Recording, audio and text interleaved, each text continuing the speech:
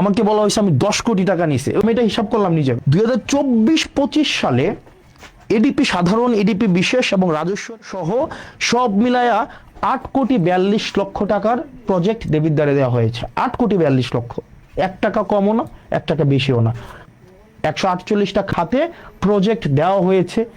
এর মাঝখানে কোনো প্রজেক্ট টেন্ডারে আছে, কোনো প্রজেক্ট হচ্ছে ফার্স্ট বিল নেওয়া হয়েছে, কোনো প্রজেক্টের ওয়ার্ক অর্ডার দেওয়া হয়েছে, কোনো প্রজেক্ট কমপ্লিট, একটা প্রজেক্ট তো পূর্ণাঙ্গ কমপ্লিট হয় নাই। আমি খোঁজ নিয়ে দেখলাম কোন প্রজেক্ট কি অবস্থায় আছে, এটা কিন্তু আপনারা অনলাইনে গেলে আপনারা দেখবেন, মানে অনলাইনে সার্চ করলে এটা পাওয়া যায়। অথচ গত 2টা দিন মিডিয়া ট্রায়াল চালানো হলো, আমরা টাকা নিয়ে গিয়েছি।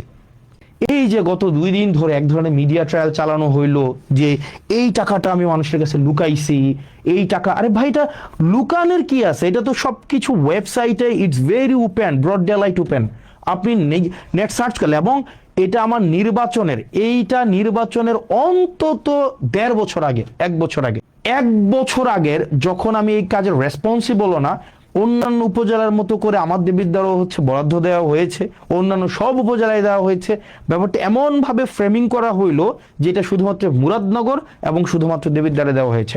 আপনাদের যদি চর্মচক্ষু থাকে এবং একটু জ্ঞান বুদ্ধি থাকে, যারা প্রপাগান্ডা করেছেন, আপনারা শুধুমাত্র নেটে সার্চ করলেই আপনার এই জিনিসটা স্পষ্ট চলে আসে, এবং কোন অর্থ কোন খাতে কয় টাকা গিয়েছে এবং এটা কোন প্রক্রিয়ায় গিয়েছে, এটা কি ব্যক্তির হাতে টাকা দিয়েছে নাকি হচ্ছে এই টাকা টেন্ডার প্রক্রিয়ার মধ্য দিয়ে গিয়েছে, কে হচ্ছে খরচ করবে, একটা পয়সা এই ক্ষেত্রে এমপি বা স্থানীয় সরকারের কারো কোনো সংশ্লিষ্টতা নেই।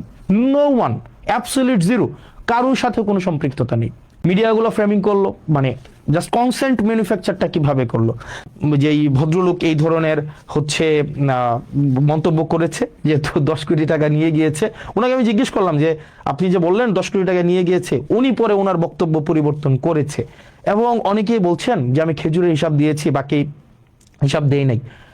ওই লাইভে আমি আমার এলাকার যতগুলা বরাদ্দ বাজেট এসেছে, যতগুলা, সবগুলো হচ্ছে আমি 1.5 ঘন্টা ধরে ডিটেইল করেছি।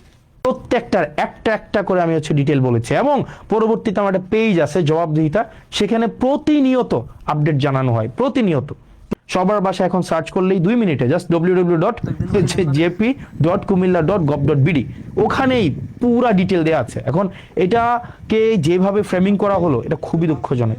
10 কোটি 25 কোটি এই আলাপগুলো অহেতুক আলাপ, এবং এটা সার্চ করলেই হয়। আমি আস্তে নিশ্চিত করছি আপনাদেরকে প্রত্যেকটা পয়সার হিসাব আপনারা পাবেন।